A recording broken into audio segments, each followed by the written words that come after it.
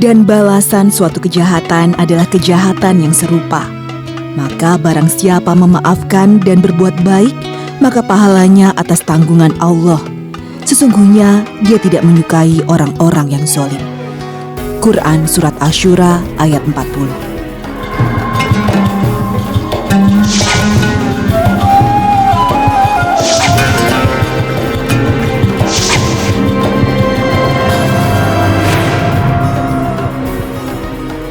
Assalamualaikum warahmatullahi wabarakatuh. Selamat pagi pemirsa Tawakal yang dirahmati Allah Subhanahu wa taala. Senang sekali saya Farid Hasan menjumpai Anda. Dan pemirsa, alhamdulillah di studio sudah hadir bersama kami Ustaz Muhammad Ziyad. Assalamualaikum Ustaz. Waalaikumsalam warahmatullahi wabarakatuh. Selain Ustaz Muhammad Ziyad juga hadir bersama kami seorang narasumber, kami manggilnya Mbak Ai. Assalamualaikum Mbak Ai. Waalaikumsalam warahmatullahi wabarakatuh. Ya, sebelumnya terima kasih Mbak Ai sudah mau bersedia bercerita permasalahan hidup Mbak Ai di Tawakal. Nah, Mbak Ai sudah bisa ceritakan apa yang menjadi gundah gulana dalam hati Mbak Ai sehingga Mbak Ai mau datang ke Tawakal. Ya. Saya di sini ingin berbagi cerita tentang masa lalu saya dan meminta solusi untuk semuanya. Boleh, ada masalah apa dengan masa lalunya Mbak Ai? Tentang masalah pernikahan yang tanpa restu ibu mertua. Ya, boleh diceritakan awal muasalnya dari mana gitu, kenapa bisa sampai ada prahara di rumah tangganya gitu. Iya, jadi pada suatu masa, suatu hari, saya ketemu seorang laki-laki. Di situ, ya kita saling sayang, kita niat untuk menikah. Di situ kita izin kepada orang tua. Tapi ibu dia tidak setuju karena apa, perbedaan antara kita yang terlalu jauh. Saya seorang anak petani dan keluarga mereka adalah pemilik pesantren yang sangat kaya raya. Oke, artinya ada perbedaan strata ekonomi ya, gitu ya. Jadi dia nggak setuju karena merasa tidak selevel, bisa dibilang begitu. Iya. Oke, terus kemudian kenapa sampai tetap akhirnya memutuskan untuk menikah? Ya karena kita saling cocok dan bapak serta saudara yang lainnya setuju. Hanya ibu, pada saat itu masih calon ibu mertua ya? Iya, calon ibu mertua, hanya dia yang tidak setuju, yang lainnya setuju? Iya, yang lainnya setuju. Kemudian sampai bagaimana ceritanya sampai akhirnya ibu mertuanya menyetujui kalian menikah? Tidak, tetap tidak menyetujui, tapi kita menentang. Kita nikah secara resmi juga, yang datang hanya bapak dan kakak-kakak dia. Oke, berarti ibu mertua saat itu nggak merestui ya, tidak datang? Tidak. Oke, terus kemudian ada masalah apa lagi? Ya, setelah kita menikah resmi, akhirnya kita memutuskan tetap tinggal di rumah orang tua saya dengan keadaan keterbatasan keluarga saya. Karena posisi keluarga dia tidak menerima dia. Assalamualaikum Ibu. Ibu. Budi, Mana kabarnya Bu? alhamdulillah ibu baik.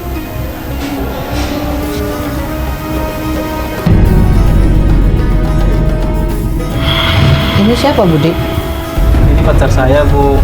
Namanya Ai. Saya kesini mau minta izin restu dari Ibu. Saya mau menikah sama Ai Bu. Oh, ini anak yang petani dari kampung sebelah itu ya? Iya ibu, saya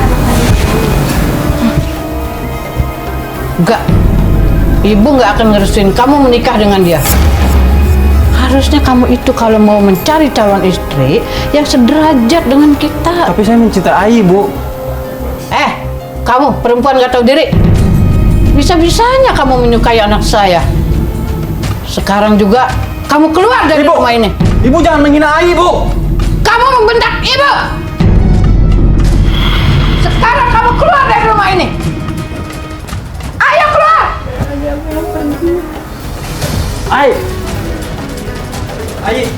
Ai, tunggu Ai. Ai, tunggu Ai. Bagaimanapun caranya, aku harus menikahi kamu Ai. Enggak mas, orang tua kamu tuh nggak setuju, lepasin. Aku nggak peduli. Pelan-pelan ibu pasti akan menyetujui. Aku janji, aku harus menikahi kamu. Aku janji.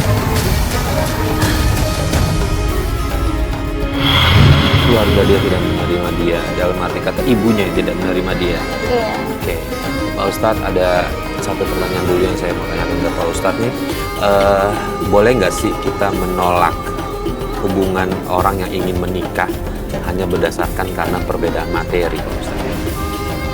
Kalau kita melihat di dalam hadis Nabi, itu ditunturkan begini. Tunkahul mar'atu li arba'atin. Wanita itu dinikahi karena 4 hal. Yang pertama, di sana dijelaskan 5 liha karena harta bendanya. Li nasabia karena nasabnya. Li jamalia karena paras kecantikannya. Walidinia dan karena faktor keagamaan agama daripada wanita itu. Tapi di antara 4 ini, agama membimbing fadfar bidzatid, pilihlah karena faktor agamanya. Apa akibatnya? Taribat yadak, niscaya pernikahan itu akan memberkahi. Kalau kita memilih karena hartanya, bisa saja harta itu bisa datang dan pergi, bisa saja bisa, banyak orang kasus. Ya. Ada orang yang karena cantikannya, ternyata begitu ada kecelakaan, habis dia. Ada yang karena keturunan, ternyata bapaknya misalkan kasus, selesai dia. Lah agama ini sepanjang masa, karena apa? Agamanya lah yang menjadi pesona karena perilaku. Kasus siapa Mbak Aye tadi, itu saya tidak tahu persis apa yang sedang terjadi misalkan ya.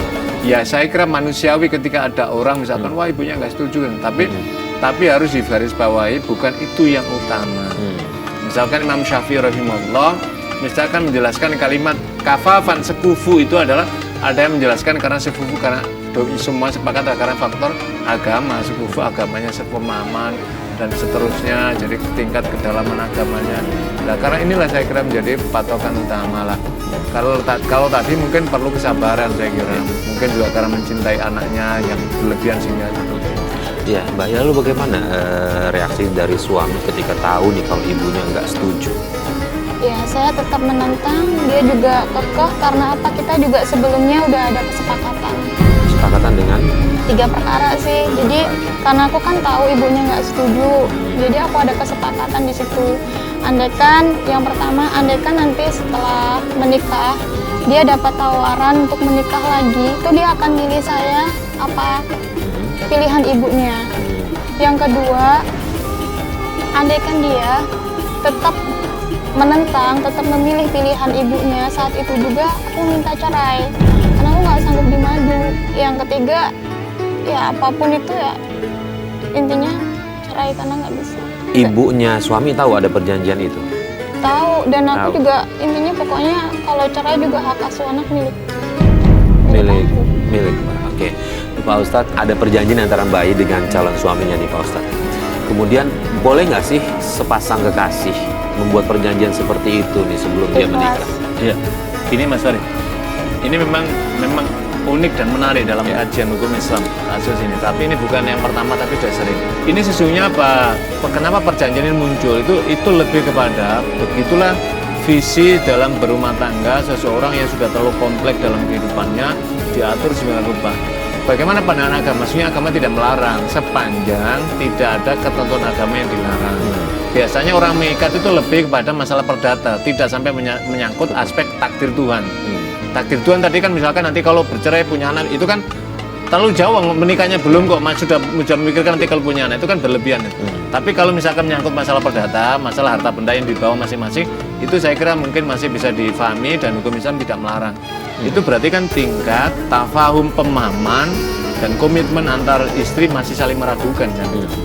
Padahal biasanya kalau orang sudah jatuh cinta dan punya keyakinan yang saya memandang kamu pemahaman agamamu baik, meskipun kamu dari keluarga mungkin dalam orang melihat ada perbedaan kita, tapi cintaku padamu dan cintamu itu biasanya orang itu akan berusaha meyakinkan sekuat tenaga pada ibunya dan orang tuanya masing-masing. Baik, lalu kemudian setelah menikah, gimana kehidupan rumah tangga Baik sama suami? Alhamdulillah baik-baik aja. Dia tinggal sama saya tinggal dengan orang tua saya kurang lebih 4 bulan. Dan dimasuk bulan keempat, dia yang awalnya dibuang sama ibunya, nggak dianggap, dia ditelepon. Disuruh datang ke rumah orang tuanya dengan alasan ibunya sakit. Nah, saya sebagai seorang istri, saya ikut suami dong, ikut ngintil ke dia. Karena namanya udah menikah sami'na wa ata'na. Tapi ketika saya sampai di rumah orang mertua saya diusir. Aduh, Budi kemana ya? Kok lama banget sih nggak datang-datang. Aduh, atau jangan-jangan Bu, Budi? sehat Bu? Alhamdulillah. Kamu lama banget sih datangnya. Iya Bu. Ibu mau bicara sama kamu. Bicara apa Bu? Kayaknya umur ibu nggak lama lagi, Budi. Astagfirullahaladzim Ibu. Ibu jangan ngomong gitu Bu. Ibu pasti sehat. Besok kita berobat ya Bu ya. Besok kita ke rumah sakit. Ibu udah ke dokter, tapi sakitnya nggak hilang-hilang. Nanti malam kamu temenin ibu di sini ya. Kamu jangan kemana-mana. Takutnya kalau ibu nggak ada umur lagi. Ya Allah ibu jangan ngomong kayak gitu. Umur hanya Allah yang tahu bu. Ngapain dia di sini? Mau apa kamu di sini? Bu, kita mau pindah ke sini Bu supaya bisa ngerawat Ibu. Enggak. Ibu nggak mau. Ibu nggak mau ada dia di sini. Suruh dia pergi dari sini. Tapi Bu, itu kan istri saya, jadi dia harus tinggal di sini juga Bu. Kamu berani ngelawan ibu yang lagi sakit ini ya? Bu, Usir dia dari sini. Ibu, Bu, Ibu, Bu, ibu, Ibu, Bu, Ibu usir dia dari sini. Bu. Usir dia dari sini. Ayo, kamu harus pergi sekarang ya. Harus pergi sekarang. tapi ibu lagi sakit. Pergi kamu sekarang.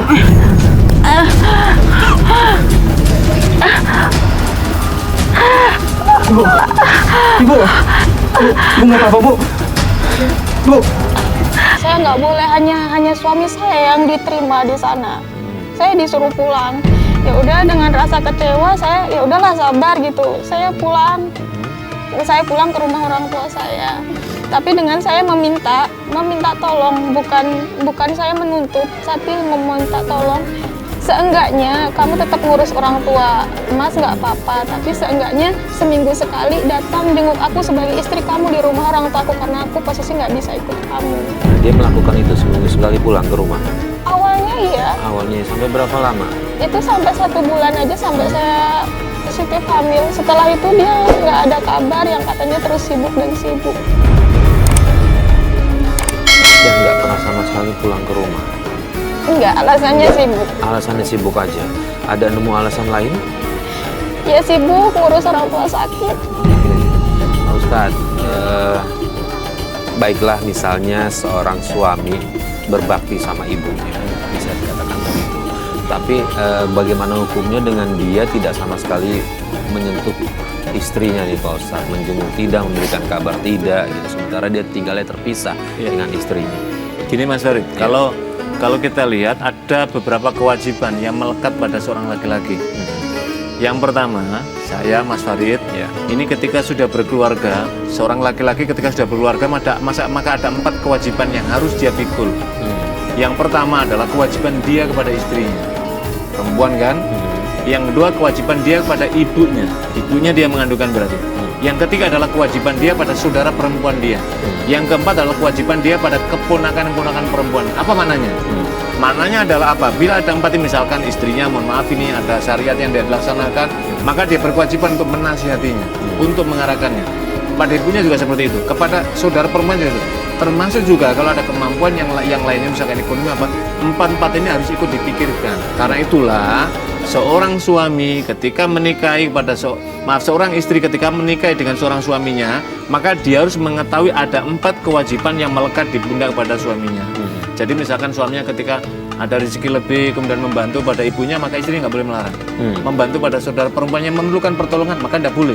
Kamu ngasih dia, loh itu karena kewajiban dia. Kepada keponakan perempuan dia, misalkan yang di bawah naungan dia, dibantu untuk sekolah dia, maka suami istrinya harus paham dalam. Tapi dengan catatan tadi itu kewajiban tadi yang asasi pada istri tadi. Lah bagaimana hukumnya? Ketika ada seorang suami kemudian sudah menikahi pada istrinya tadi, kemudian orang tuanya manggil, maka tidak ada salahnya. Misalkan harus tahu tadi karena berbakti, misalkan berbakti, tapi kewajiban dia kepada istrinya nggak bisa ditinggalkan. Apalagi ditanggalkan. Kalau tadi kisah Mbak Ai tadi kan sudah sampai dilupakan. Jadi harus memahami posisi hukum. Mungkin persoalannya begini lagi Mas. Apa hukumnya orang tua ibunya dia yang memaksa dia harus tinggal di sana kemudian meninggalkan pada sana? Ada beberapa konsekuensi hukum. Jadi tidak boleh seorang ibu memaksa anaknya ikut bersama ibunya karena alasan nggak merestui tadi itu, kemudian meninggalkan istrinya.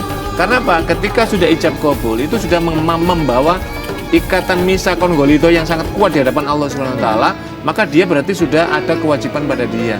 Maka seorang ibu dia harus mulai melatih diri berbesar hati sekalipun awalnya tidak setuju, maka dari sana. Yang ketiga, sepanjang pernikahannya ini tidak ada syariat Islam yang dilanggar oleh ini, maka ibu harus merelakan. Ya.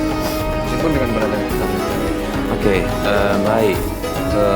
Meskipun udah nggak tinggal serumah, tapi suami masih menafkahi nggak? Maksud saya menafkahi lahir gitu, memberikan nafkah uang atau apa gitu?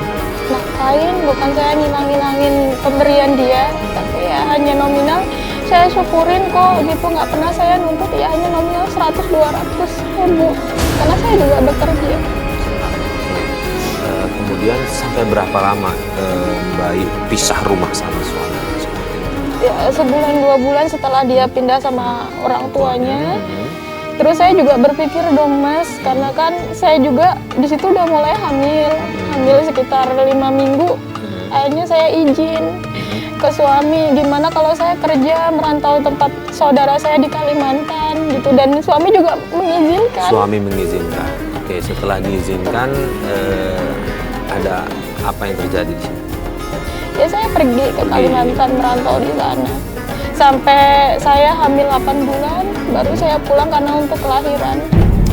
Pulang untuk melahirkan. Setelah pada saat proses melahirkan suami ada di sisi bayi. Tidak ada. Kenapa? Hanya bapak sama ibu saya dan adik-adik saya. Nanya, kenapa dia nggak hadir, sempat nanya? Ya itu alasan dia yang paling utama, dia sibuk, ibunya sakit parah gitu, dia lebih ngeduluin ibunya, tapi saya juga nggak bisa nuntut apa-apa karena kan saya tahu memang dia anak laki-laki yang harus berbakti sama ibunya. Saya nggak bisa nyuruh dia jadi durhaka sama ibunya.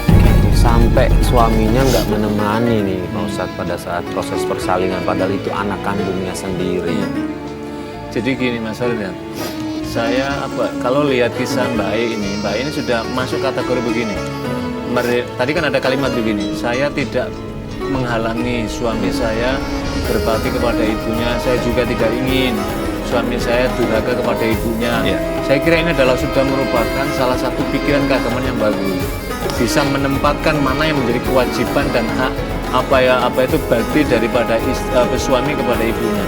Tapi ada satu persoalan serius yang terdapat pada suaminya tadi, yaitu seharusnya ketika dikala Mbak Ai ini memerlukan pertolongan sebagai seorang istri, apalagi tadi sedang hamil muda, kemudian harus merantau ke Kalimantan untuk dengan harapan bisa memenuhi kebutuhan hidupnya, membantu kebutuhan hidupnya, karena suaminya tidak bisa, belum mencukupi memberikan pemberiannya tadi, dan tadi ada rasa syukur tadi, berapapun diterima dengan lapang hati, itu adalah menunjukkan rasa syukur. Tapi ada yang paling penting ketika melahirkan tadi, kemudian tidak menunjukkan empati apapun. Nah, saya kira ini juga berarti suami ini tidak bertanggung jawab kepada anak yang akan dilahirkan dari istrinya. Termasuk juga istri sesungguhnya dalam memberikan perjuangan luar biasa. Kecuali begini Mas Farid, misalkan begini, Mbak Ai sedang mau melahirkan tapi istrinya sedang bertugas dinas di luar yang tidak mungkin dinas itu tinggalkan, kan banyak, misalkan ada aparat negara yang bertugas, itu soal lain. Berarti kan memang ini juga sama-sama pengabdian yang sama-sama mulianya. Tapi kemudian menunjukkan empati kan, misalkan dari jauh ya, doa aku terus, pokoknya itu soal lain. Nah, ini kan berarti menunjukkan. Jadi ada kewajiban tanggung jawab dari suami dari tadi yang ditelantarkan oleh suaminya, yaitu tidak menunjukkan tanggung jawabnya, baik tadi tidak hanya sekedar nafkah lahir, tapi juga batin juga penting itu bagi seorang istri, karena itu kan kebutuhan psikis untuk ketenangan batin juga, dan ketika melahirkan tadi kan juga tidak mendapatkan dukungan moral dan material juga. Saya kira ini adalah bentuk dari melalaikan tanggung jawab daripada seorang suami dan tentu berdosa gitu. Setelah proses melahirkan nelfon pun tidak? Datang. Tapi cuma 2 jam dan pulang lagi. 2 jam dan pulang lagi. Setelah itu sama sekali nggak balik lagi, nggak peduli sama anak atau gimana? Nggak peduli, dia sibuk ngurus orang tuanya. Dan memang setelah saya lahiran 3 bulan, saya kan terkena sakit. Sakit apa? awalnya demam, dibawa ke puskesmas, katanya ya ini kata dokter demam biasa dan alergi, salah satu obat. Ya udah setelah opname 1 minggu pulang, tapi terus nggak kunjung sembuh, akhirnya sampai dirujuk ke rumah sakit. Dan dia pun nggak ada yang nemenin aku di rumah sakit. Sama sekali dari pertama kali sakit sampai di opname terus keluar nggak Keluar nemenin. masuk rumah sakit enggak. Bayinya ditinggal sama siapa orang tua? Ibu saya Ibu untuk yang bantu, karena saya juga udah nggak bisa nyusuin karena sakit saya yang katanya diprediksi bronkitis kronis, karena badan saya juga busuk semuanya seperti cacar air. Berat badan saya tinggal 33 kilo, kepala saya dibotak dan saya sakit selama 2 tahun. Selama 2 tahun. Lalu boleh tahu bagaimana sampai akhirnya sembuh, menjalani apa aja? Awalnya keluar masuk dulu rumah sakit, terus ya sampai parah lah pokoknya, sampai dikerubutin semut merah juga di karpet itu. Akhirnya udah nggak punya uang sama sekali karena udah lumayan habis banyak 183 juta hasil orang tua utang. Habis itu pulang ke rumah udah nggak berobat di rumah sakit lagi, terus ada kabar untuk datang ke tempat Pak Kiai. Terus apa kata Pak Kiai? Suruh sholat hajat malam, duha, itu selama 41 malam nggak berhenti-berhenti, sama suruh puasa 7 hari. Kenapa Pak Kiai mengindikasikan apa pada saat Kata Pak Kiai ya ada niat buruk, tapi kamu nggak perlu tahu, yang penting Allah udah izinkan kamu untuk sembuh. Dan sampai sekarang nggak ada bekas nggak ada bekas sama sekali? Nah, keluarga berpikir apa itu? Ada kekuatan gaib kah? Ya keluarga bersyukur aja dengan keadaan aku udah sembuh. Tapi ya itulah titik yang dimana ibunya berkesempatan dengan aku sakit nggak sembuh-sembuh, dia untuk menyuruh anaknya menikah lagi dengan alasan kalau dia nikah lagi bakal ngurus aku yang sakit dan anak yang masih bayi. Nah, pada saat itu Mbak Ai nggak ada kepikiran apa-apa kan, memang penyakitnya itu aja kan, tapi ke Pak Kiai udah menyembuhkan itu gitu ya? Iya. Pak Ustadz, kalau dilihat penyakitnya ke medis sudah, tapi begitu sempat konsultasi dengan Pak Kiai, dia sudah melakukan apa yang Pak Kiai minta untuk dia lakukan, sembuh itu semua penyakitnya tuh Pak Ustadz. Jadi bisa dikatakan ada nggak sih ini keterlibatan dari makhluk lain gitu Pak Ustadz, atau alam lain yang mengganggu kehidupan? Kita nggak bisa menyatakan ini karena ada gangguan lain apa, kita wallahu alam bishawab. Tapi kalau tadi ada satu hal penting yang bisa kita ambil hikmah. Jadi ketika Mbak Ai sakit tadi, kemudian datang ke Kiai, kemudian Kiai tadi ada beberapa amalan-amalan baik yang dilaksanakan. Apa maknanya ini? Maknanya adalah ketika kita sedang menghadapi ujian berat ataupun teguran berat dari Allah, kita diminta dekat pada Allah. Tadi kan Mbak Ai tadi kan disuruh sholat tahajud, sholat duha, kemudian tidak putus malam. Kenapa 4 bulan? Karena ada rahasia-rahasia di antara angka-angka yang amalan-amalan yang Allah berikan tuntunannya pada Rasulullah SAW. Tetapi ada satu pokok adalah orang itu semakin dekat dengan Allah, maka pertolongan Allah semakin dekat, maka yang semula menurut medis tidak. Yang kedua apa? Ketika ini adalah bagian dari ruqyah namanya. Orang di ruqyah mungkin ada, kalau ada gangguan-gangguan alam dari makhluk lain pada diri kita, maka ketika ruqyah itu kan bacaan-bacaan doa dari Quran, dari sunnah Nabi, doa-doa Nabi, maka kemudian dibaca, maka gangguan-gangguan makhluk tadi menjadi hilang, psikis kita menjadi tenang, dukungan fisik menjadi kuat, maka penyakit dengan sendirinya. Inilah yang seringkali hikmah setiap peristiwa ini orang tidak menangkap kemudian di sini. Yang ketiga, kalaupun misalkan ada gangguan dengan tadi mungkin berisik, kita nggak usah bersuudzon, ada berisik, udahlah. Takdir Allah, inayah Allah telah Allah berikan pada Mbak Aisyah dan seterusnya. Itu adalah merupakan hal penting. Yang keempat, kalaupun misalkan ada seperti itu, ya kita harus mengembalikan bahwa setiap semuanya itu berasal dari Allah. Dan ketika ada gangguan dari makhluk Allah, misalkan dari imitan apa itu sihir, berarti dari setan jin jahat, kembali kepada Allah. Ketika Allah mengalahkannya, maka selesailah itu, berarti pertolongan namanya maun Allah diberikan pada hamba-hambanya yang dekat kepada Dia. Saya kira itu Oke, Mbak, tadi Mbak bilang katanya selama sakit ibu mertuanya Mbak menyarankan suami Mbak untuk menikah lagi. Suami Mbak melaksanakan itu, bukan itu permintaan ibunya? Pas saya sakit dapat 9 bulan lagi parah-parahnya, dia datang ke rumah sakit untuk meminta izin menikah lagi. Dan saya bilang itu ikhlas, iya memang ibu saran seperti itu dan dia ikhlas. Ya udah, saya bilang nunggu saya sembuh dulu ya, saya bakal urus pengadilan. Tapi ingat perjanjian yang awal tadi, jadi hak asuh anak milik aku. Ai. Ai. Ai. Ai. Nggak usah. Hati-hati kamu Budi, nanti ketularan sial lagi sama dia. Ada apa mas, ibu? Aku kangen sama kalian. Kangen. Siapa peduli sama kangen kamu? Nih, cerai. Kamu dan Budi harus segera cerai, karena Budi akan segera menikah. Gak mungkin mas, gak mungkin. Maafkan aku, Ai. Kita harus cerai. Kenapa mas? Ingat janji kita mas. Kamu gak selalu ada buat aku. Tapi kenapa kamu ninggalin aku? Kamu tuh harus sadar diri. Udah sakit-sakitan juga, nyusahin aja. Tanda tangan cepat. Baik mas, aku bakal tanda tangan surat cerai ini. Tapi tunggu dulu aku sembuh, baru kamu baru nikah lagi. Paling juga bakalan mati dia. Ayo Bud, kita tinggalin rumah ini. Jijik aku lama-lama di sini. Ya. Akhirnya mereka menikah. Mereka menikah, terus seketika aku sembuh, aku langsung urus pengadilan dan alhamdulillah Anak ada di bayi ya. iya.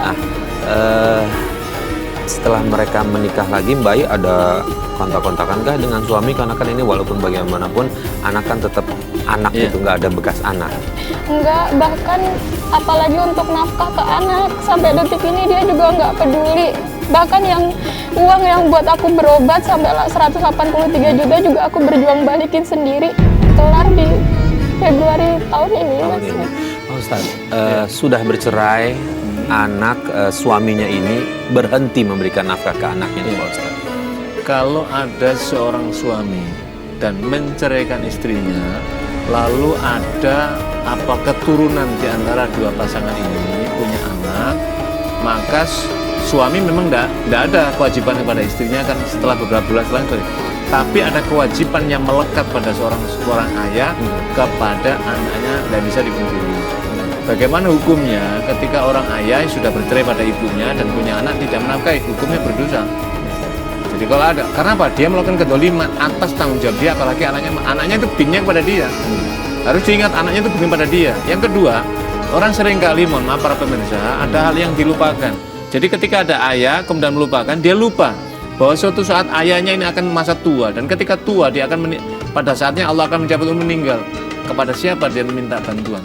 Tentu dia akan mengharapkan bantuan adalah pahala, pasokan, doa dari anaknya. Itulah saya kira ada hikmah di balik itu. Kenapa tanggung jawab itu begitu panjang dan harus melekat itu, karena ada nanti itu kewajiban anaknya dia, apapun keadaan orang tuanya itu pasti dia akan mendoakan pada orang tua, dan orang tua pasti akan memohon dan mengharapkan doa itu. Jadi kewajiban ayah tadi itu mesti. Dan kalau mantan suaminya Mbak Ai tadi, dan Mbak Ai punya anak, asuhannya di bawah Mbak Ai, kemudian dia tidak menafkahi, dia berdosa. Dan yang terpenting serahkan kepada Allah. Nanti Allah akan memberikan caranya, keadilannya kepada hamba-hambanya melakukan kedoliman. Mbak Ai sekarang sudah menikah lagi? Belum mas, masih Belum. trauma. Masih trauma. Karena juga masih fokus untuk di Jakarta ini, untuk aku kerja, nafkahin anak yang udah masuk sekolah. Boleh tahu sekarang umurnya berapa tahun anaknya? 5 tahun masuk TK. 5 tahun masuk TK. Lucu-lucunya tapi Baik, anaknya perempuan atau laki Mbak? Perempuan. perempuan. Jadi Mas Farid, Mbak Ai sabar Mbak Ai ya. Jadi apalagi anaknya perempuan, maka ayahnya ini punya kewajiban untuk menikahkan. Ingat, ayahnya punya tanggung jawab kewajiban menikahkan. Jadi kan ada tanggung jawab. Orang itu punya tiga tanggung jawab. Apa? Bisa memberikan nama yang baik. Ya. Yang kedua apa? Mendidiknya yang baik. Yang ketiga apa? Kalau anaknya itu putrinya itu sudah dewasa, mencarikan jodoh dan menikahkan. Jadi nanti putrinya Mbak Ai, misalkan nanti Allah takdirkan Mbak Ai menikah lagi dengan mendapatkan jodoh yang baik, laki-laki yang baik, kemudian menikah lagi, tetap yang menikahkan bukan suami tapi kepada ayahnya tadi. Bagaimana kalau misalkan ayahnya ini nggak mau, nggak ada, misalkan suatu saat nanti cari, berarti saudara laki-laki dari ayahnya, pamannya. Kalau pamannya ternyata nggak ada, misalkan berarti kakeknya ini dia, kakeknya sudah dulu. Jadi inilah orang-orang yang akan menikahkan putrinya baik, karena dia masuknya binnya tadi. Jadi binnya tetap binnya kepada Mbak Ai tadi. Dan satu hal lagi Mbak Ai, tanamkan kebaikan-kebaikan pada anaknya, jangan sampai permusuhan. Bagaimanapun itu ayahnya, dan itu akan menumbuhkan psikis dia jadi lebih baik. Tapi sejauh ini Mbak Ai silaturahim dengan anggota keluarga dari mantan suami masih baik? Dia yang sudah nggak mau mengenal aku dan keluargaku. Bahkan ketemu anakku aja udah nggak mau, dari mbahnya sendiri. Dari mbahnya sendiri Nggak mau. Tapi kalau nanti dia saatnya harus menikah tetap harus dicoba dulu, usaha dulu Pak Ustadz. Iya, harus tetap, karena ada kewajiban dari dia. Ada kewajiban. Kalau dia misalkan tidak mau menikahkan, itu dia menikahkan baru nikahnya wali hakim. Tapi harus diingat, dosa besar ada pada mereka. pada dia. Pada Bayi harus bersabar dan merelakan. Al-Quran membimbing wa jaza'u sayi'atun misluha, dan balasan setiap keburukan itu balas lain setimbal. Tapi kata Al-Quran, wa man apa, siapa yang maafkan fa'ajru Allah, maka Allah akan melipat gandakan pahala pada bayi. Ustaz, kira-kira apa nih yang baik lakukan dalam waktu dekat nih biar dia tetap kuat, tetap istiqomah, tetap diberikan rezeki yang lebih lagi untuk bisa merawat anaknya nih di rumah ibu ya anaknya. Baik, yang pertama hilangkan rasa dendam. Saya paham bahwa ini kasus ini berat, pasti apa ya, traumatik yang luar biasa, akan menimbulkan psikis dendam yang kuat. Yang pertama hilangkan dendam. Sebab kalau Mbak Ai akan dendam, maka akan menguras energi cara berpikir Mbak Ai bisa menjadi sakit karena menentukan. Yang kedua, karena ini kita semua hidup di dunia ini ada penciptanya, Allah yang menciptakan, Allah yang menentukan nasib setiap hambanya. Tawakal, serahkan kepada Allah, Dia yang akan memberikan keputusan yang terbaik. Kalau ada orang dolim kepada sesama makhluk Allah yang bukan kita yang tidak rela, Allah tidak rela kepada hamba-hamba yang didolim, maka Allah akan memberikan balasan dia. Yang ketiga, tingkatkan takarrub, mendekatkan diri pada Allah. Mbak Ai beribadah, memohon pada Allah. Dan yang keempat, Mbak Ai move on, harus move on, bahwa hidup tidak berhenti di sini. Mungkin Allah nanti masih akan berikan pengharapan pada jodoh yang lebih baik, yang mendampingi Mbak Ai, bisa menjadi imam, bisa membimbing anak-anak yang sekarang ini Mbak Ai juga. Insya Allah masih banyak laki-laki yang baik yang Allah berikan kepada hamba-hambanya, yang selama hambanya itu mau mengangkat tangan, mau berdoa kepada Tuhan Allah Subhanahu Wa Taala. Terakhir Mbak Ai, anak pernah nanya keberadaan ayahnya di mana? Alhamdulillah anak tahu situasi kedua orang tua. Di usia 5 tahun tahu, Iya, mengerti. Mengerti. Masya Allah.